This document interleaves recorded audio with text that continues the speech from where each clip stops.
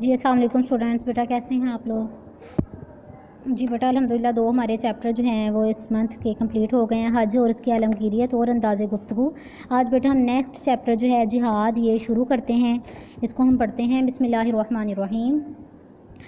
جی بیٹا جہاد کے بارے میں جو ہے وہ ہم اس میں ڈیٹیل سے پڑھتے ہیں۔ تو جہاد کے لفظی معنی کیا ہیں؟ ٹھیک ہے، تو جہاد کے لفظی معنی ہے کسی کام کے لیے کوشش و محنت کرنا، کسی کام کے لیے کوشش و محنت کرنا اور اپنے مقصد تک پہنچنے کے لیے اپنی ساری زندگی لگا دینا۔ جی تو بیٹا جہاد جو ہے سب سے پہلے اس کے بارے میں آپ کو بتا دوں کہ جہاد جو ہے وہ ایک انسان کی جو ہے وہ نہیں ہے کہ ایک انسان جو ہے وہ خود ارادہ کرے جہاد کرنے کا اور خود جا کے جو ہے وہ، اب دیکھیں اگر کشمیر میں جو اتنے ہو رہے ہیں تو ایک مسلمان بذات خود جا کر وہاں پر اپنے سر پر جھگڑا کرنا، یہ جو ہے اس بارے میں ہم نہیں کہہ سکتے، ٹھیک ہے، اس کو ہم نہیں کر سکتے۔ جہاد اسی صورت میں فرض ہوتا ہے جب حکومت وقت جو ہے یا حکومت جو ہے باقاعدہ اس کی اجازت دینے کی صورت میں پھر سب مسلمانوں پر جہاد جو ہے وہ فرض ہو جاتا ہے، لیکن ایک بذات خود ایک مسلمان جا کر نہیں لڑ سکتا۔ تو جہاد کے سب سے پہلے ہم معنی دیکھتے ہیں کہ جہاد کہتے کسے ہیں، ٹھیک ہے۔ جہاد بیٹا عربی زبان کا لفظ ہے جس کے لغوی معنی ہے کوشش کرنا، کسی کام کے لیے کوشش کرنا۔ تو اصطلاح شریعت میں اگر ہم دیکھیں تو اس کا معنی ہے کہ اللہ کے دین کا بول بالا کرنے کے لیے یا جو دشمنان دین ہیں ان کا مقابلہ کرنے کے لیے ہر کوشش کر دینا، ہر ممکن کوشش کر دینا اور اپنے جان و مال کی قربانی دینے کا نام جہاد ہے، ٹھیک ہے۔ کہ اللہ کے اصطلاح شریعت میں اس کے لغوی معنی کیا ہے کہ کسی کام کے لیے کوشش کرنا، جبکہ اصطلاح شریعت میں کیا ہے کہ اللہ کے دین کا بول بالا کرنے کے لیے، دشمنان دین کا مقابلہ کرنے کے لیے ہر ممکن کوشش کر دینا اور اپنے جان اور مال کی جو ہے قربانی دینے کا نام جہاد ہے۔ تو جہاد کی بیٹا مختلف 3 صورتیں ہوتی ہیں کہ کس طریقے کے ذریعے انسان جو ہے وہ جہاد کر سکتا ہے۔ نمبر 1 ایک تو دشمنان دین کے مقابلے میں کہ دشمنوں کے ساتھ لڑنا یا دین کے جو دشمن ہیں ان کو روکنا، ان کو جو ہے اپنے دین کو غالب کرنے کے لیے ایک تو جہاد کرنا، اور دوسرا کیا ہے کہ شیطانی خیالات کے مقابلے میں جہاد، جو ہمیں شیطانی خیالات آتے ہیں وہ ہمیں برائی کی طرف اکساتے ہیں، ان سے اپنے آپ کو بچانا، ان سے اپنے آپ کو دور کرنا، یہ ایک دوسرا طریقہ ہے جس کے ذریعے انسان جو ہے وہ جہاد کرتا ہے۔ اور تیسرا کیا ہے کہ نفس کی غلط خواہشات روکنے میں جہاد، کہ جو ہمارا نفس ہمیں کسی برائی کی طرف مائل کرتا ہے اس کا جو ہے پوری طریقے سے مقابلہ کرنا، اپنے آپ کو برائی کی طرف جانے سے روکنا، یہ جو ہے اس کو بھی جہاد ہی کہتے ہیں۔ تو مطلب پھر کیا نکلا کہ وہ ہر چیز جو اللہ کی راہ پہ چلنے سے روکے، ظاہر سی بات ہے دشمنان دین کا مقابلہ کرنا، جو اللہ کے دین سے چلنے سے روکتے ہیں ان سے لڑنا، دوسرا شیطان ہمیں اللہ کے دین سے پر چلنے سے روکتا ہے، ہمیں اچھائی کی طرف جانے سے روکتا ہے، اللہ کے حکم پر چلنے سے روکتا ہے اس سے، اور تیسرا ہمارا نفس اگر ہمیں اس طرف جو ہے وہ لے کے جائے اللہ کے دین پر چلنے سے روکے۔ تو یہ تینوں وہ صورتیں ہیں کہ جو چیز بھی اللہ کے راہ پر چلنے سے روکے اس کا پوری قوت سے مقابلہ جو ہے وہ کرنا، وہ جہاد ہوتا ہے۔ تو اللہ کی راہ میں جو کفار اور مشرکین سے جنگ کرتے ہیں اور جان کی بازی لگا کر اسلام کی سربلندی کے لیے کوشش کرتا ہے جو انسان، وہ جہاد کی آخری منزل ہے۔ تو جس کو قرآن پاک میں قتال فی سبیل اللہ کا لفظ جس کے لیے جو ہے وہ استعمال ہوا ہے، اور اللہ کی راہ میں لڑنا جہاد کی قسموں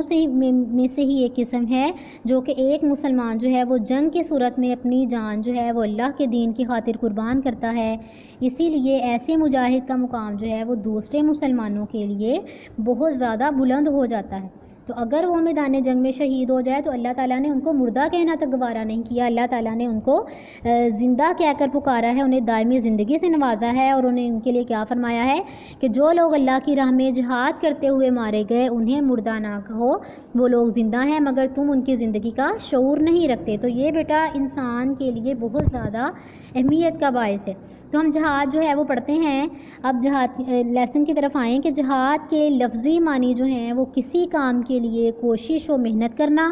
اور اپنے مقصد تک پہنچنے کے لیے اپنی ساری زندگی لگا دینا، یہ جہاد کہلاتا ہے۔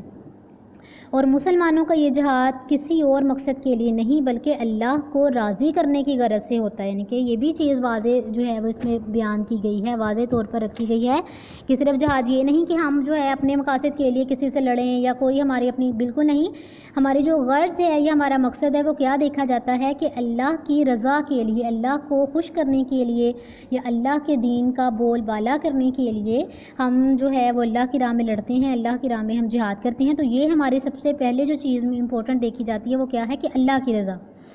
نیکسٹ کیا ہے کہ جہاد فی سبیل اللہ یہ ہے کہ اللہ کے دین پر پوری طرح عمل کرنے اور اسے دوسرے بندوں تک پہنچانے کے لیے وہ سب کچھ کر ڈالا جائے جو انسان کے بس میں ہے، کہ اللہ کا دین جو ہے وہ پوری طرح غالب کرنے کے لیے اور اسے، اس دین کو مزید لوگوں تک پہنچانے کے لیے، اسے بندوں تک پہنچانے کے لیے جہاں تک انسان کی کوشش ہو چکے، جو کچھ وہ کر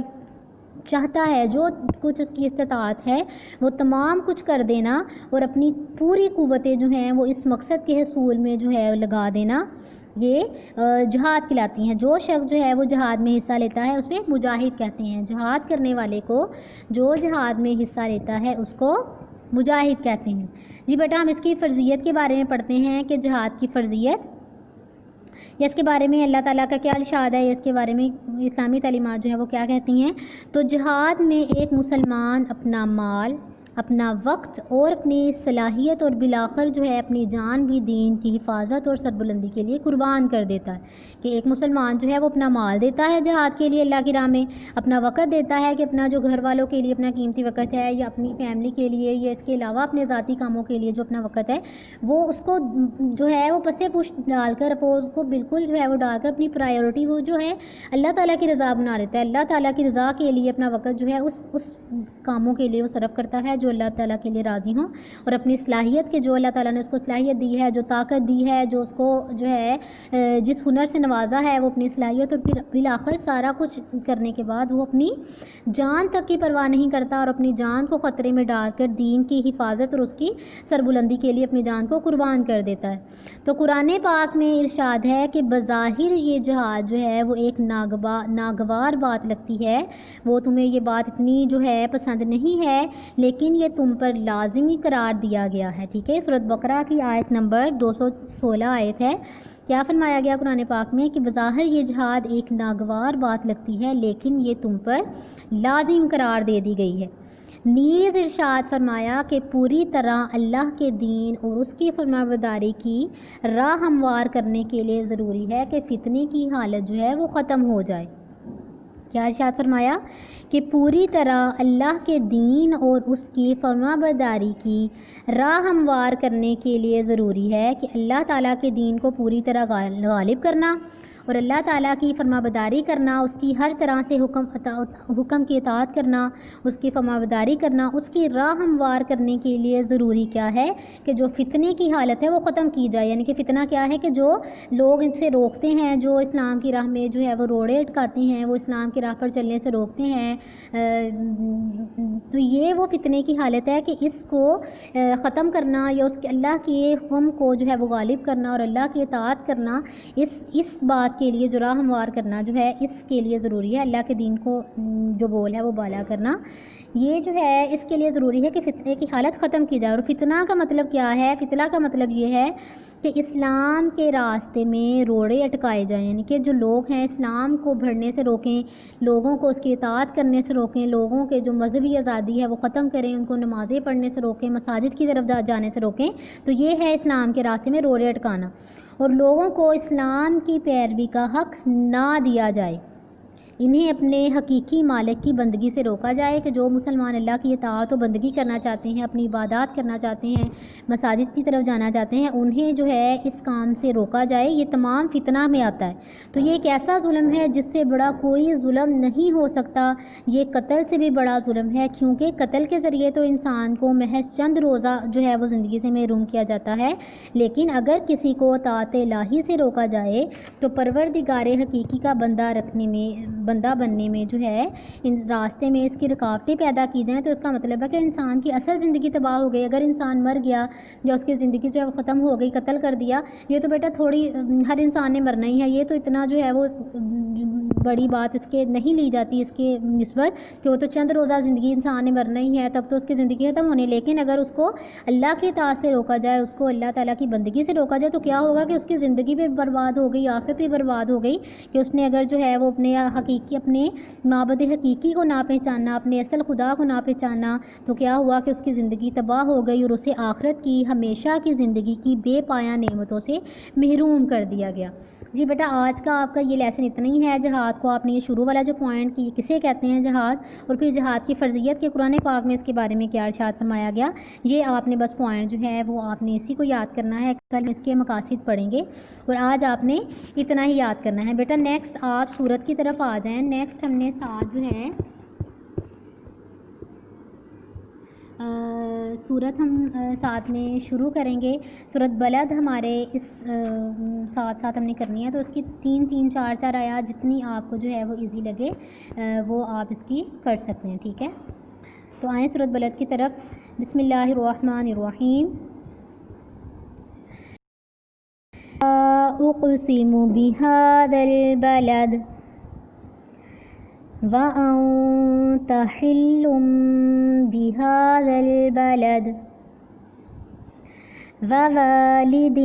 وما ولد